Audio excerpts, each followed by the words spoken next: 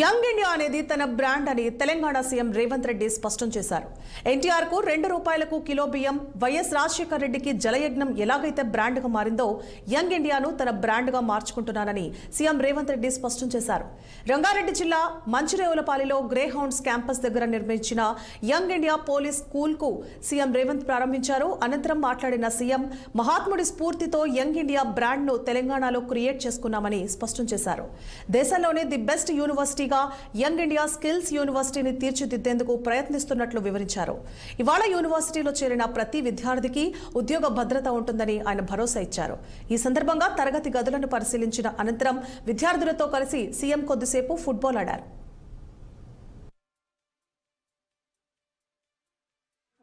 చెప్పుకోవడానికి ఎందుకు వాళ్ళు వెనకంజ వేయాలి? ఈ సమాజంలో అందరికంటే ఎక్కువగా సేవలు అందిస్తున్నది, అందరికంటే ఎక్కువగా రక్షణ కల్పిస్తున్నది, అందరికంటే ఎక్కువగా పేదలకు ఉపయోగపడుతున్నది పోలీస్ శాఖ. కానీ అది ఎందుకు మీ బ్రాండింగ్ మీరు ఎందుకు చెడగొట్టుకుంటున్నారని నేను అడుగుతున్నాను. అల్టిమేట్గా ఏ ఆఫీసర్ అయినా, ఏ చిన్న చిరుద్యోగి అయినా వాళ్ళ జీవితం అంతా కష్టపడేదంతా వాళ్ళ పిల్లల కోసమే కదా. ఆ పిల్లలు మంచిగా చదువుకొని ఈ దేశానికి నాయకత్వం వహించే నాయకులుగానో, ఈ దేశ నిర్మాణంలో పనికొచ్చే అధికారులుగానో రాణిస్తే అంతకంటే తల్లిదండ్రులుగా మీకు ఏముంటుంది సంతోషం అని నేను అడుగుతున్నా. అందుకే ఈ పోలీస్ స్కూల్ మన అందరి బాధ్యత. దీన్ని తీర్చిదిద్దడం అనేది మన సోషల్ రెస్పాన్సిబిలిటీ. నేను విశాల్ గోయల్కి నేను సూచన చేస్తున్నా.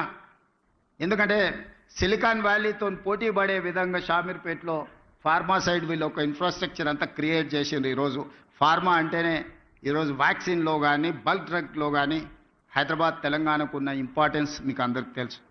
అందుకే కార్పొరేట్ కంపెనీలతో మాట్లాడండి. ముఖ్యమంత్రిగా నేను అనుమతిస్తున్న డీజీపీ గారికి, సివి ఆనంద్ గారికి, ఇక్కడ ఉండే ఐటీ కంపెనీల నుంచి ఫార్మా కంపెనీల వరకు పిలిచి మాట్లాడండి. వాళ్ళ కార్పొరేట్ సోషల్ రెస్పాన్సిబిలిటీ ఫండ్స్ని పోలీస్ స్కూల్లో డిపాజిట్ చేసే విధంగా వాళ్ళని మీరు మాట్లాడండి. ఈరోజు ఇంత ప్రశాంతంగా ఇన్ని వేల కోట్ల టర్నోవర్ ఉన్న కంపెనీలు సైబరాబాద్ కమిషనరేట్ పరిధిలో నడుస్తున్నాయంటే పోలీసు రక్షణ లేకుండా, పోలీసు భరోసా లేకుండా ఈ సంస్థలన్నీ నడుస్తున్నాయా?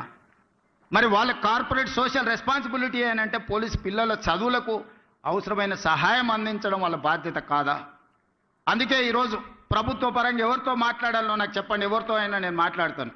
మీ ఇన్ఫ్రాస్ట్రక్చర్ కాకుండా ఒక 100 కోట్లు మీ కార్పస్ ఫండ్ క్రియేట్ చేసుకొని ప్రతి రూపాయి కోసం గవర్నమెంట్ వైపు చూడొద్దు.